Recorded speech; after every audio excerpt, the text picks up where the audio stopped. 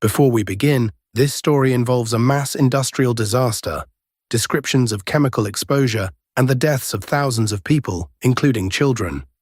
If that's something you need to step away from, we understand. Take care of yourself first. In the months before December 1984, a journalist named Rajkumar Keswani published article after article in a Bhopal newspaper called Rapat. The headline was practically a scream, "Wake up, people of Bhopal, you are on the edge of a volcano." Nobody woke up. On December 3rd at midnight, the volcano erupted, and it was invisible. Every story in here actually happened.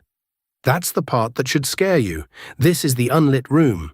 New stories every week. Tonight, the night the air turned to poison. The Union Carbide India Limited plant sat on the northern edge of Bhopal, a city of nearly 1 million people in the heart of Madhya Pradesh. The plant manufactured Sevin, a pesticide, and one of its key ingredients was methyl isocyanate, MIC, a chemical so reactive that it has to be stored under constant refrigeration, because if it heats up, it becomes a gas that is heavier than air. Built right up against the plant's boundary wall were the shantytown neighborhoods, thousands of families living within breathing distance of those storage tanks. The warnings didn't start with Keswani, they started with a body. In 1981, a worker named Mohammed Ashraf was splashed with phosgene, another toxic chemical used in the MIC production process. Phosgene is what was used as a chemical weapon in World War I. Ashraf panicked, pulled off his gas mask, and inhaled a concentrated dose. He died. His co-workers said the safety equipment was inadequate. Management disagreed. In 1982, MIC itself leaked, not once, but multiple times. Dozens of workers and nearby residents reported burning eyes, nausea, difficulty breathing. The leaks were small, they were also a pattern. And Rajkumar Keswani saw the pattern. He went to the plant, he talked to workers, he read internal documents, and then he started writing. "Bhopal is sitting on a powder keg," he wrote. "The only question is when the fuse gets lit." The articles ran in Rapat, a local Hindi newspaper, not the national press, not international wire services, a local paper read by the people who lived next to the plant. Nobody with the authority to act ever responded. Bhopal in 1984 was a city of lakes and mosques and government offices, the capital of Madhya Pradesh, India's largest state by area. It was not an industrial city by nature. The Union Carbide plant had come to Bhopal in the late 1960s as an economic promise. Jobs, development, progress. Micro cliffhanger 1. What the people of Bhopal didn't know was that the plant had been quietly falling apart from the inside, and that by the night of December 2nd, every system designed to prevent a catastrophe had already been switched off. Here's how the plant was supposed to work. MIC was stored in 3 underground tanks, E610, E611, and E619. The chemical had to be kept at or below 0 degrees Celsius. A refrigeration unit ran constantly to maintain that temperature. If MIC somehow escaped its tank, there were 4 layers of backup. First, a vent gas scrubber, a chemical system designed to neutralize MIC vapor before it reached the atmosphere. Second, a flare tower that could burn off any gas the scrubber missed. Third, a water curtain, a high-pressure spray system that could knock down a gas cloud. Fourth, the sheer distance between the tanks and populated areas, which, in Bhopal, was essentially 0. By December 1984, the refrigeration unit had been shut off. Union Carbide called it a cost-saving measure. The freon had been drained from the system months earlier. The vent gas scrubber was undersized for the amount of MIC stored on site. It had been placed on standby. The flare tower had been disconnected for maintenance. It was never reconnected. The water curtain still worked, but its spray couldn't reach the height where gas would escape from the tanks. 5 layers of protection, every single one disabled or inadequate, not by accident, by budget. It's the kind of detail that makes you read it twice. An entire safety architecture. Refrigeration, scrubbing, flaring, water suppression, physical distance, and none of it functional. Not because of a single catastrophic failure, because of a series of small, rational, cost-justified decisions, each one defensible in isolation. Together, they were a death sentence.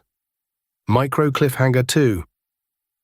But nobody inside that plant expected what happened next, because the leak that began just after midnight on December 3rd wasn't small. It was the entire contents of tank E610. Shortly after midnight, MIC began escaping from storage tank E610. The exact cause is still debated. Union Carbide would later blame a disgruntled worker. Investigators pointed to water entering the tank through corroded pipes. What isn't debated is what happened next. A white cloud of gas, heavier than air, rolled out of the plant and along the ground.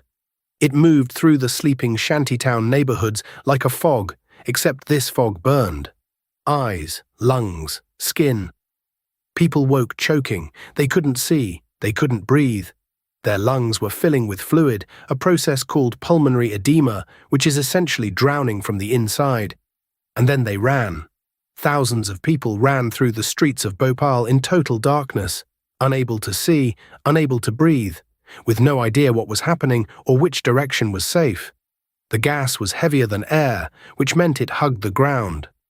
Those who fell, from exhaustion, from choking, from tripping over the people who had already collapsed, died fastest. Those who kept running, those who stayed on their feet, survived longer. Children, being shorter, breathed air closer to the ground. They inhaled higher concentrations. By dawn, the streets were full of bodies. Micro cliffhanger 3. The government of India would eventually try to count the dead. The number they arrived at would depend entirely on who was doing the counting and who was paying them. The official immediate death toll was 2,259.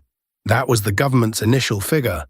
Independent estimates, including those from journalists and medical workers on the ground, put the number far higher, anywhere from 8,000 to 16,000 deaths in the first days and weeks. A 2006 government affidavit acknowledged 558,125 injuries. Of those, 38,478 were classified as temporary partial injuries. Another 3,900 were classified as severely or permanently disabling. The long-term health effects, chronic respiratory disease, blindness, immune disorders, reproductive harm, continue to this day. Over 500,000 people were exposed to methyl isocyanate gas in a single night, in a single city, from a single plant. Warren Anderson, the CEO of Union Carbide Corporation, the American parent company, was arrested when he flew to Bhopal after the disaster. He posted bail. He left India. He was charged with culpable homicide. He was never tried. American courts repeatedly dismissed cases filed by Bhopal survivors, ruling that the proper jurisdiction was India. Indian courts spent decades processing the case. In 1989, the Supreme Court of India approved a settlement. Union Carbide Corporation would pay $470 million for 500,000 victims. That's $940 per person, for the worst industrial disaster in human history. In 2010, 26 years after the gas leak, 7 Indian employees of Union Carbide India Limited were convicted. Their sentence, 2 years in prison and a fine of roughly $2,000 each. That was the maximum penalty under the section of Indian law they were charged under. Warren Anderson died in 2014 in Vero Beach, Florida, at the age of 92. He was never extradited, he was never tried. And the site of the Union Carbide plant in Bhopal remains contaminated. Dow Chemical purchased Union Carbide in 2001. The cleanup has not been completed. There's a version of this story where it's about a gas leak, a chemical accident, an engineering failure. But that's not what happened in Bhopal. What happened in Bhopal was a series of choices: to cut costs, to ignore warnings, to disable safety systems, to build a chemical plant next to a neighborhood, to settle for $940 per life. Rajkumar Keswani saw it coming. He wrote it down. He published it in a newspaper that the people who lived next to the plant could read. The people who could have changed something never read it, or read it and decided it wasn't worth the cost. The air in Bhopal turned to poison 41 years ago. Some of it still is. More stories like this every week. Subscribe if you want the next one to find you. Follow the Unlit Room wherever you listen. Tell a friend, but maybe don't tell them it's all real until after they've finished.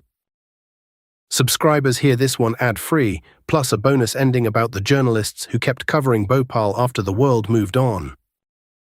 Full story on the main channel. Follow if you're wide awake. That was the Unlit Room. See you in the dark.